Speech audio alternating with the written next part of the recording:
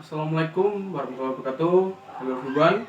Before I started my speeches, I would like to begin introduce myself first. My name is Wisnu Wicaksono. My subject is speaking in professional context, and my lecturer name is Mrs. Hoyoki Haryanti. Now I'm studying in Pekalongan University, can be called Unikal. It is an honor to have been invited to address you today about human rights, refugees, and asylum seekers. As has been frequently and eloquently expressed to us by asylum seekers held in immigration detention, many refugees and asylum seekers experience serious breaches of their human rights prior to seeking refuge in Australia. It should be a source of deep shame that many of these vulnerable people who have come to Australia to seek protection from persecution experience further breaches of their human rights as a consequence of our system of mandatory detention. Next year, it will be 20 years since the Keating government introduced our system of mandatory detention for people who arrive in Australia without a valid visa. Many of whom are refugees and asylum seekers. The Australian Human Rights Commission has long advocated for an end to the system of mandatory detention because it leads to breaches of fundamental human rights. I recognize that refugees who have resettled in Australia and asylum seekers living in the community also experience significant human rights challenge. However, this morning I plan to focus my discussion on the human rights concerns raised by Australia's system of mandatory detention. The vast majority of people currently in immigration detention are asylum seekers. However, it is important to remember that there are also many refugees held in immigration detention. Under international law, a refugee is a person who is outside his or her own country and cannot return due to a well-founded fear of persecution because of his or her race, religion, nationality, and membership of particular social group or political opinion. Importantly, as soon as a person in this situation crosses an international border, he or she is a refugee. While we oppose the mandatory detention of both asylum seekers and refugees, it is particularly concerning that significant numbers of recognized refugees are held in immigration detention for often prolonged periods.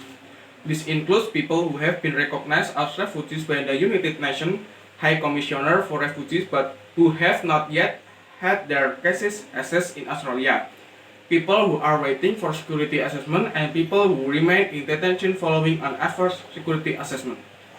The human impact of immigration detention. I would like to start by demonstrating the human impact of detention as expressed by people held in immigration detention.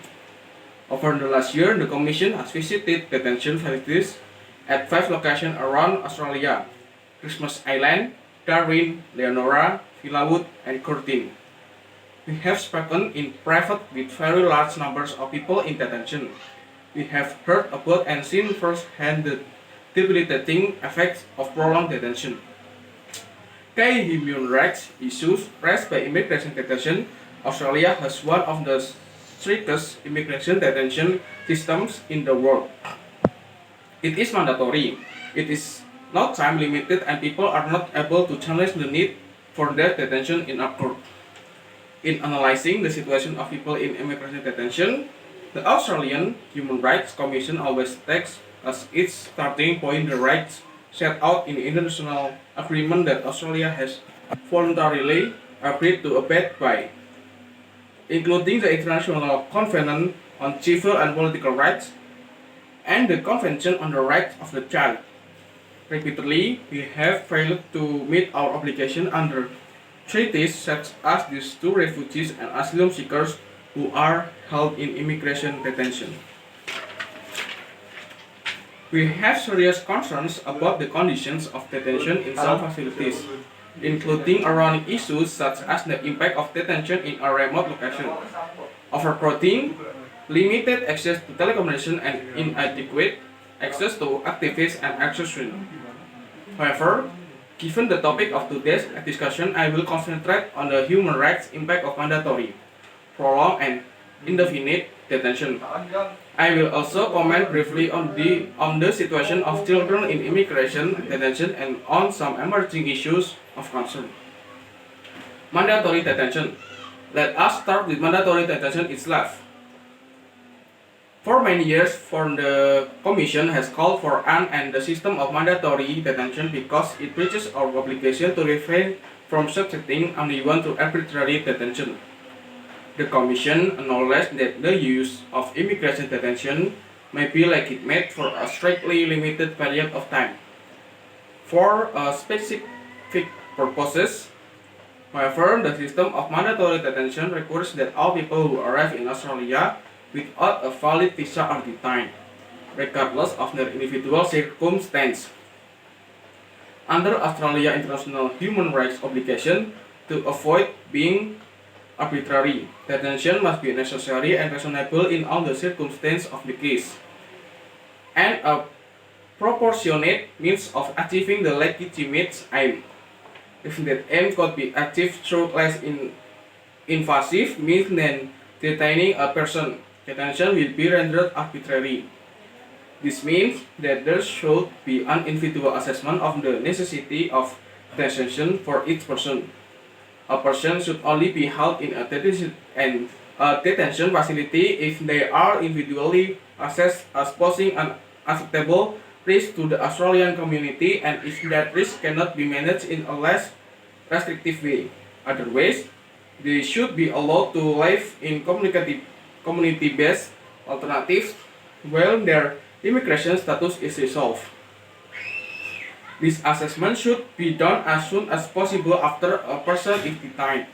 Currently, this is not happening. Most asylum seekers are held in detention for the entirety of the processing of their asylum application and security checks are done at the end of the process. Prolonged and indefinite detention, as I mentioned earlier, the Commission is seriously troubled by the high number of people being held in immigration detention for prolonged periods of time. A range of factors have contributed to lengthy periods in detention. These include the ongoing impact, last year's suspension of processing, serious delays in processing of asylum application, and lengthy timeframes for security assessment conducted by ACO.